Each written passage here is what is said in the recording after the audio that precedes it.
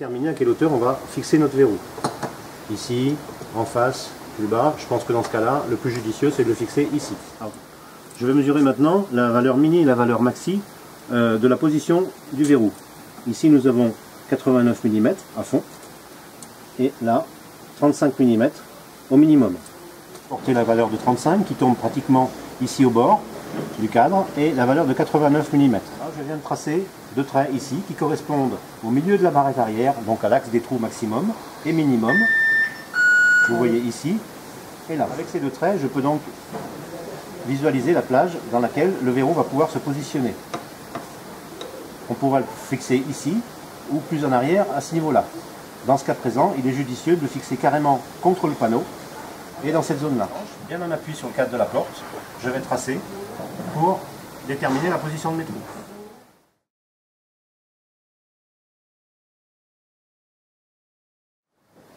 Si nous avions obtenu une zone de perçage un petit peu comme ceci, à ce moment-là, nous aurions eu à couper la cale blanche pour faire passer le verrou par-dessus le cadre de la porte. Voilà par exemple la position du verrou s'il avait fallu le positionner de cette façon.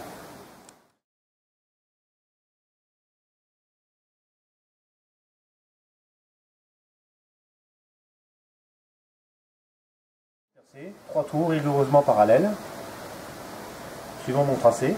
Attention de ne pas percer incliné ou bien de maîtriser le droite et gauche.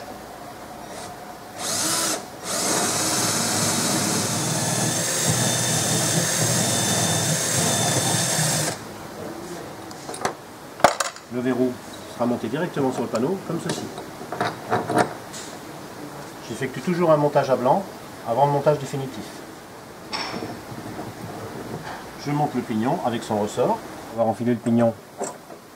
Je monte ma barrette arrière et je bloque mes vis. C'est bon? Oui. Je bloque définitivement ma base tout en m'assurant que le pignon fonctionne bien. Voilà.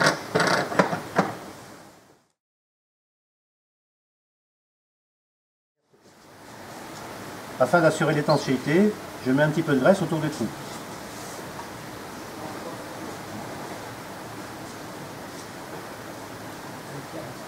Cette graisse va permettre un démontage facile. Allez, blocage définitif. En alignement avec le cadre de la porte.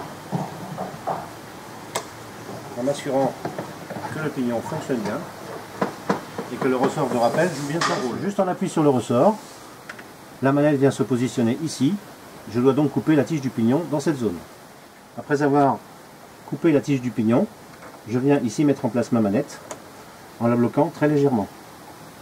Dans le coulisseau, les deux vis se bloquer dans la bague. Non. Attirer sur le pignon, bien à fond, et enfiler le coulisseau. La denture du pignon va trouver sa place automatiquement. En position ouverte, je prends ma tôle en inox que je viens présenter ici et je monte ici les deux petites vis.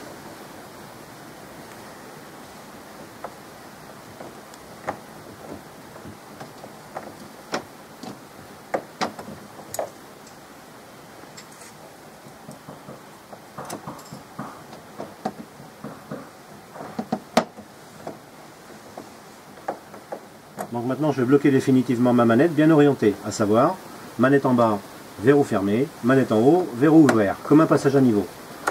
Donc voilà, ici, je bloque. Fonctionnement depuis l'intérieur, tirer sur la manette, commencer de tourner, clampage automatique en bas. À l'inverse, clampage automatique en haut. Fonctionnement de l'extérieur d'une seule main. Vous déclampez, vous ouvrez